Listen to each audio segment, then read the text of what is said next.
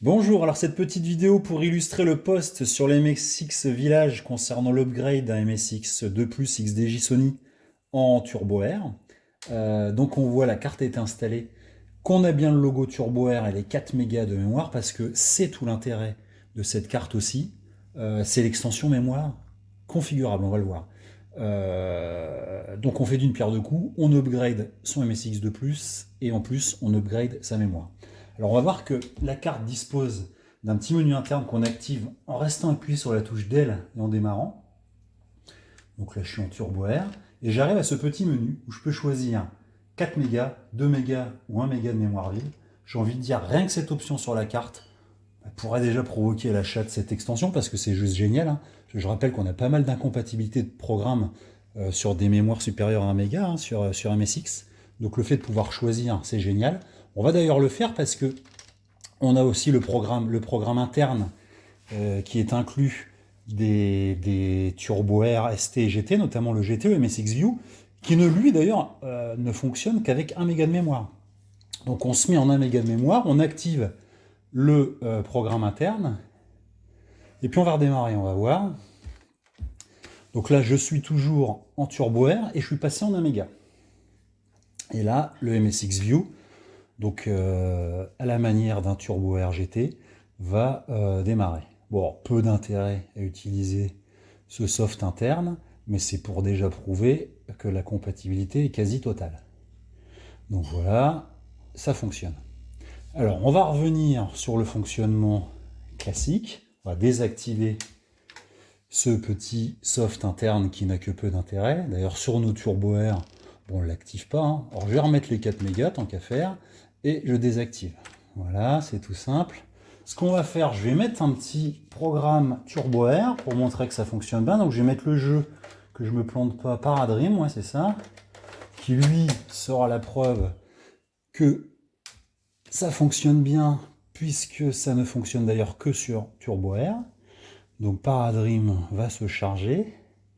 Donc voilà, donc moi la carte, donc ça charge, la carte je la trouve géniale parce que au-delà de l'extension Turbo Air, bon on est pas mal de MSXiens à avoir déjà des Turbo Air, donc on l'attendait pas forcément ça, mais c'est surtout voilà, la possibilité aussi de configurer sa mémoire à la volée, ça je trouve ça assez pratique. Bon puis le challenge un peu technique. Bon, ça a aussi un autre intérêt, hein, c'est qu'aujourd'hui un Turbo Air, ça vaut plus de 1000 balles. Hein. Donc cette carte, on en parlera en conclusion à la fin, qui a quand même un coût, hein, permet quand même d'acquérir, j'ai envie de dire, un MSX qui est quasi plus pratique qu'un Turbo Air à l'utilisation aujourd'hui. Hein. Donc la Paradream, on va voir qu'il fonctionne parfaitement avec les bons timings. Alors la carte, un petit mot dessus, hein, je le dis dans le forum, hein, c'est un Xilinx, je sais même plus le nom, Sparta, je crois que j'ai plus le nom. Enfin c'est du FPG, hein, clairement, qui va donc émuler le VR800. Donc le processeur 16 bits du Turbo Air et donc le Z80. Puisqu'en fait, pour installer la carte, on vient enlever le Z80 d'origine et on vient plugger la petite carte sur l'emplacement du Z80. Donc voilà, on voit que Paradream fonctionne parfaitement. Alors l'autre truc super sympa de cette carte, hein, c'est que si on veut être complètement réversible et revenir en mode MSX2+, eh bien, il suffit de rester appuyé sur Reset pendant 4 secondes minimum. Ensuite, on lâche et là on va voir au boot que ça redémarre en MSX2+. Ce qui peut être intéressant aussi, hein, parce qu'en Turbo Air, on a quelques incompatibilités avec certains logiciels aussi. Hein. Donc là, on revient dans sa configuration d'origine, tout en gardant quand même l'extension de mémoire de 4 mégas, qui elle a aussi un intérêt. 4, 2 ou 1 d'ailleurs, puisque c'est aussi configurable. Donc voilà sur cette petite carte, qui est franchement géniale. Donc Hiroyuki va la commercialiser prochainement. Là, moi, j'ai eu la chance de faire un peu partie des bêta-testeurs, donc ça, c'est cool et je le remercie encore. Alors, au niveau du prix, on en parlait tout à l'heure, on devrait être aux alentours. Je suis en train de voir au niveau des composants pour voir à combien il peut la sortir, mais je pense qu'on sera quand même aux alentours des 200 euros. Alors, ça peut paraître cher, mais je rappelle que voilà, un Turbo Air, on a plus de 1000 euros. Un de plus comme celui-ci Sony, donc elle sera compatible qu'avec le XDJ et le XEV, enfin ou 15 en chiffre romain, je sais pas comment on dit. Donc les deux MSX2 Plus Sony, parce qu'elle est spécifique.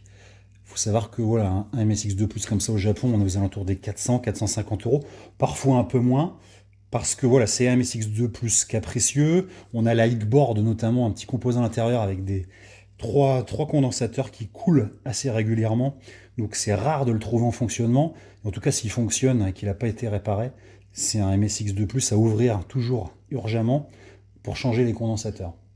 Donc voilà, mais ça fera globalement un MSX2 plus une carte, avec un MSX finalement encore plus fonctionnel qu'un Turbo Air, pour moins que le prix d'un Turbo Air acheté aujourd'hui sur Evo Auctions par exemple.